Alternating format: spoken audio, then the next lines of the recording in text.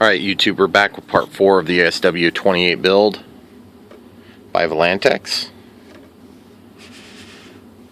Just got done doing this stuff here, painting this stuff up. Come back the next day, everything's nice and settled and didn't lose any finish. Of course this is all back in there still and it looks good too. So real happy with that. I'm debated about doing this step on a video because it's just such a simple thing, and I've done it before in a couple of build videos, but you know, I wanted to show you guys how I'm going to do it. You can copy along. First things first, we're going to be putting these decals on, so if you open up to page 2 of the manual, it gives you a good idea. You can also just look at the cover. Some manuals will show you exactly where to put. I'm just using some alcohol here. They'll show you exactly where to put these decals. And I actually really like the decals on this plane. Some people would like to paint them first or whatever. So you just kind of do what you need to do to be happy with the plane when you're done. But I'm just going to get these stuck on here on the fuse first. I'm not ready to do the wings. The wings I have some extra tricks up my sleeve on. And so I want to make sure I get something done before I start moving on to the more complicated tasks. Sometimes when you're building these planes, it's not that they're particularly difficult to build, it's just more a matter of, for me, I gotta get started on it somewhere. Otherwise I'll just stew on all the different possibilities and it will make a project that should be fun and fairly simple into something that's way more complicated and not very fun. This plane doesn't have to be near as complicated or difficult as I make it, but I like doing it and I like things to be a certain way.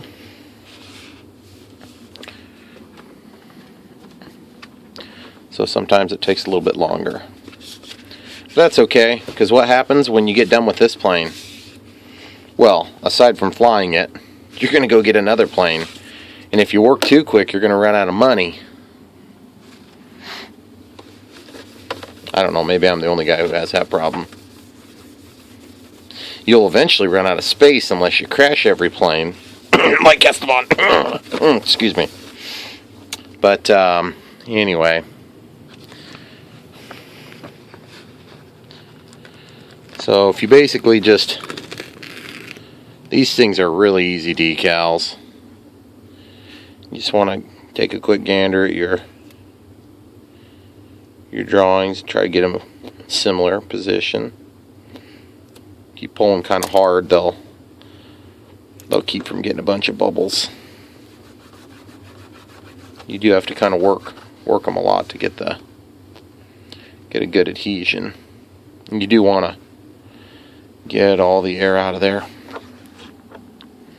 Guess we got those on, nice and symmetrical. And really, in the grand scheme of things, on a sailplane or a glider of this size, is a pretty cheap model. So I'm sure there's people that have paid almost as much as this kit just for the decals on their bigger gliders. Okay, so we got that ASW-28 that's about mid-mast, and I'm just going to take some sort of a reference point. I was thinking about using some tape. I'll just use a measuring tape. I was going to put some tape on it, but it'd probably just easier to measure it. So they showed about halfway. Doesn't have to be halfway, but I'm going to go from a known point like the tail. This is over about 22 inches here. So if we go about, let's call this 4 to 22. We'll call this the middle. So I'm going to go 13 inches will be the center. Okay, so we can just lock this thing and just kind of lay it there. Boy, it doesn't want to lock, does it? There we go. Alright, so then we can grab our alcohol. You do want to always hit these pieces with alcohol, particularly the foam pieces. The foam pieces are going to be the ones that get you because they've got a mold release.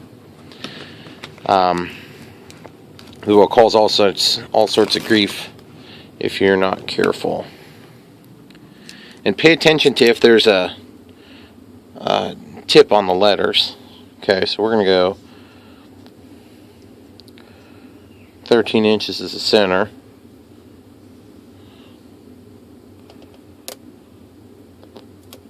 You're not going to be able to tell if you got it exactly perfect, but you know, one side versus the other is what I mean. But if you take your time and get it on there, it'll look good. And if you have a little bit of residue there, you can rub this on the end. It'll take it right off, that alcohol. If you really want to get crazy, you can use acetone. Okay, so you can see we split the difference right at about 13 inches from the tail. So just flip this back over. Put it back over here. Move our reference point. We already cleaned it. So, being that this is part 4 of the video series, guys, I'll try to make this one maybe a little bit simpler than the last few builds. Excuse me, build videos. Might go ahead and stop the video after I'm done with a few of these steps. Try to make it a little easier to figure out what step the video is covering. Okay, great. Let's double check. See what I did? Guys, that looks horrible. What did I do? Alright, we're going to try to fix this. I must have been looking at the wrong 13-inch mark, guys. So hopefully this comes off nice. Sorry about that. So now we're just gonna do it the smart way this time. We're just gonna rock it up.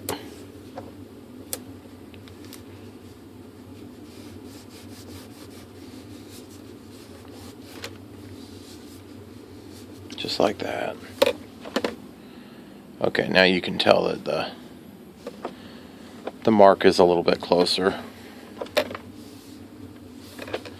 That is going to drive me nuts if they're not exactly the same position. So I'm going to actually move this one up a little bit too. This is about the time when being a perfectionist comes back to bite you in the butt. I should have probably just marked the model, but then how do you cover it up? So now I need to move it down just a very small amount.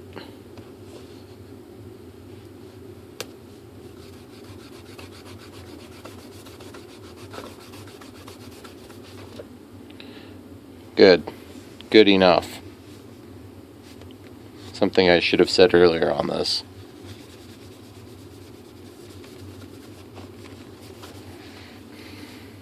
Okay, so one thing we didn't get to in the last video, mostly from time constraints, was these little white pieces.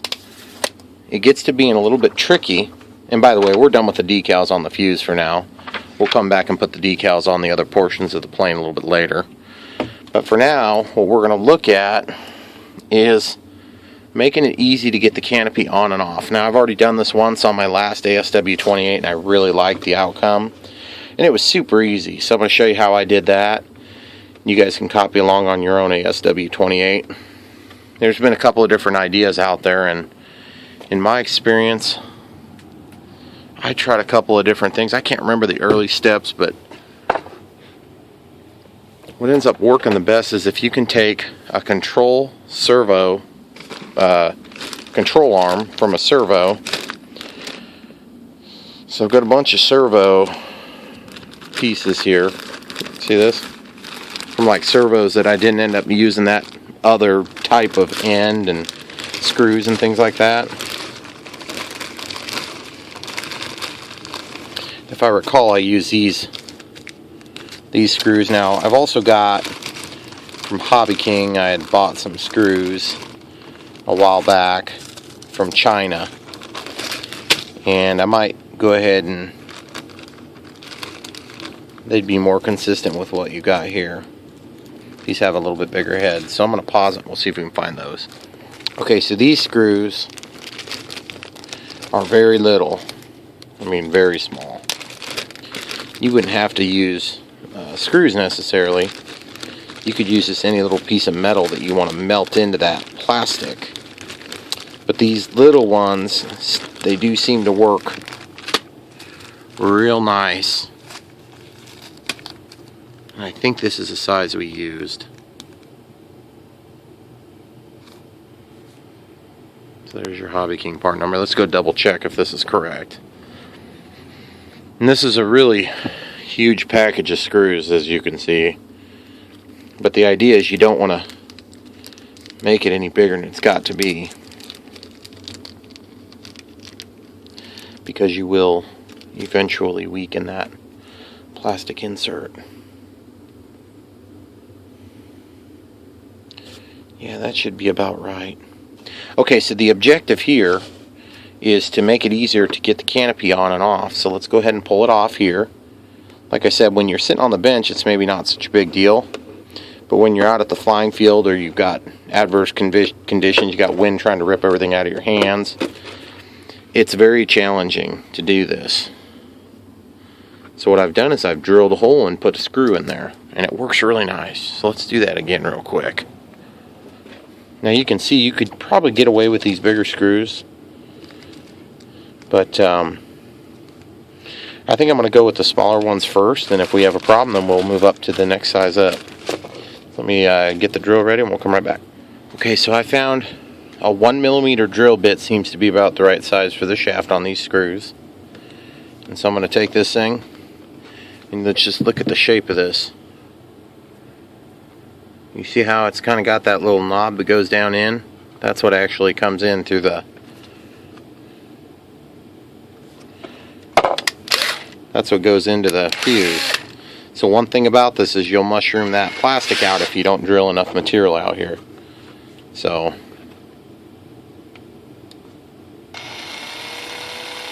make sure you hit the center.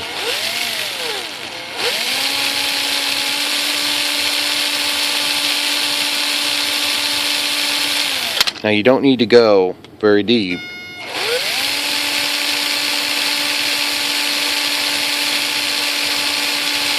Okay. Now you got 1mm. Now you're going to just take a real small screwdriver, whatever size you need. This one here says it's an 04 times 40, a pH 04. Okay, so Phillips, obviously. Okay, so we're going to get that started. And if there's any resistance, then we're going to heat up the screw. Okay. So far we're getting just a limited amount of resistance. Okay. And you can hang on to the screw on the inside of the glass, simulated glass of course. And then you can tighten this in here. Okay. And then what that does is it gives you something to hang on to, so you can pull this thing off. And I'll tell you what, it makes a huge difference when you go to pull these off. Now remember, you're going to have the propeller spinning around and coming down. It's going to go like this, and so if it hits, it's going to hit here. Now it's not going to idle here. It's never going to idle into this position, or very rarely. So you're going to leave this one off. You can do this side. You still want your prop to hit.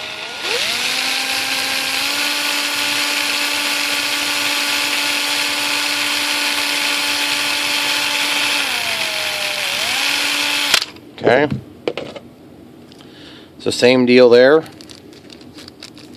We're going to do everything but the one that would be right under where the prop is going to come by. And that'll give you points to pull out each of these little tabs. Now I've thought about doing some, maybe like a magnet or something to that extent, and I just keep coming away from that idea, because I wasn't able to get it to work on the last one.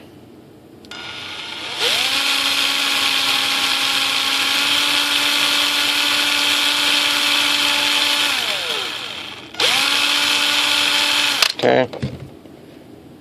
So we'll go ahead and get this one in here, and I can show you how this makes life easier once you've got this done.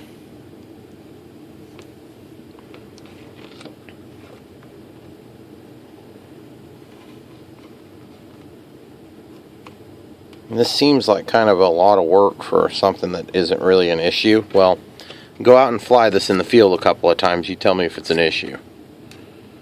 I flew mine out in the field quite a bit, and I never had an issue taking the canopy off after I did this. And I had an issue just about every time before I did this.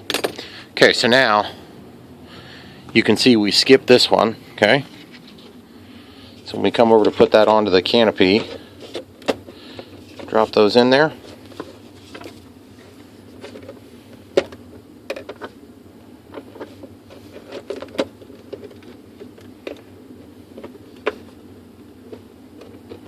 Okay. And just get those all seated. And then as this prop, oh shoot, did I go on the wrong side? I totally went on the wrong side because it's counterclockwise. Well, no big deal. We'll just take this one out and switch it to the other side. Pretty easy fix. Sorry about that, guys. I don't know why I was thinking that.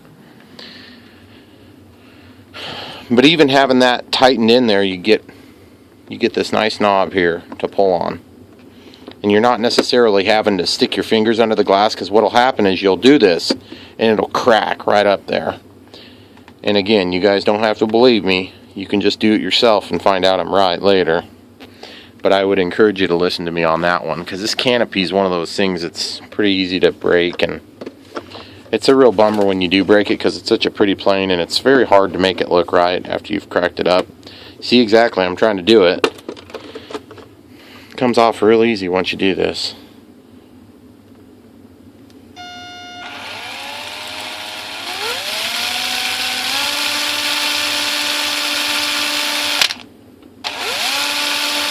Now, if those things start spinning on you, you can use some canopy glue to reattach them, or you can go with just a CA application there. Okay, so we got that screwed in. Now we put wax paper in here last night just to try to keep some of that paint from coming off onto the finish. And I watched a video and a guy was putting electrical black tape on there, and I thought, you know what, that's a really nice idea. I may take and copy that idea, because there's two reasons why you might do that, and that'll keep the stuff from coming off, but it's also going to help give a little bit of a ridge to hold this down. I noticed on my last one it fell into position and stayed down nicely, but on this one it likes to lift up like that, and so you get this gap. So the gap is not very nice looking, so might do that real quick.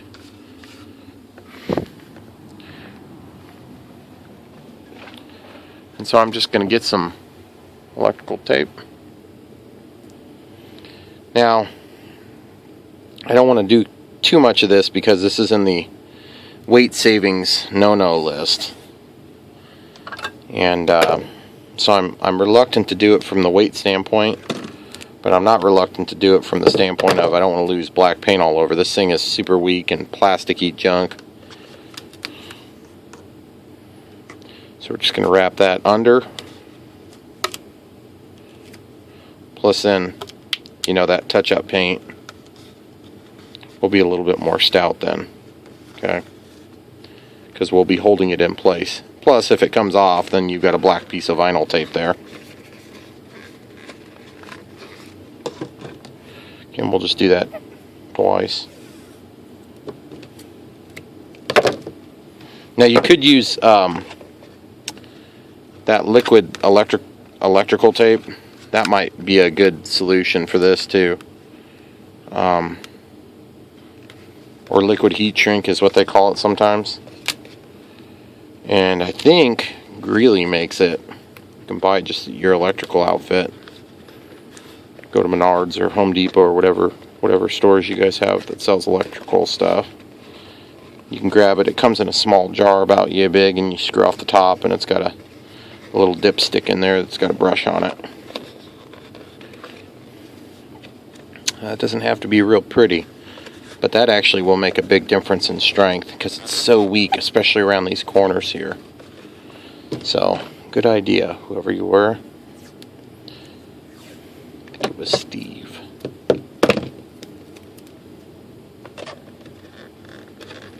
And just stick that on there. Okay.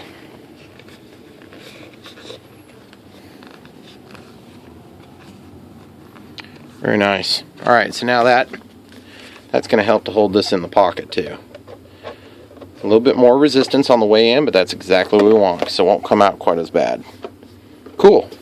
Alright, now we can stick the canopy back on. Notice this one has a hole and no screw.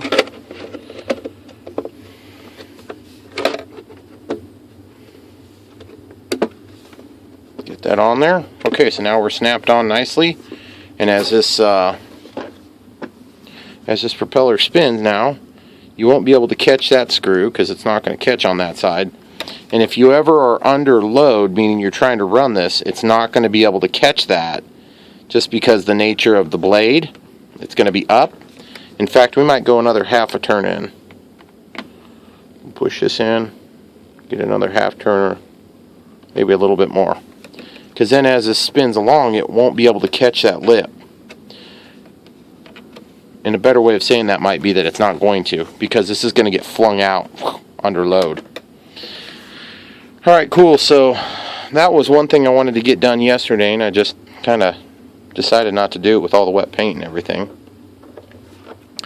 And those decals, they really make this thing pop, so real happy with that. Alright, so guys, the next move we're going to be making is we're going to be possibly moving into the wing system. And the wings are going to take a little bit of doing, so get ready for a tedious one, because I've already sort of made up in my mind that we're going to be putting on LEDs. We're obviously going to be cutting these off and putting some controls, hinges and things.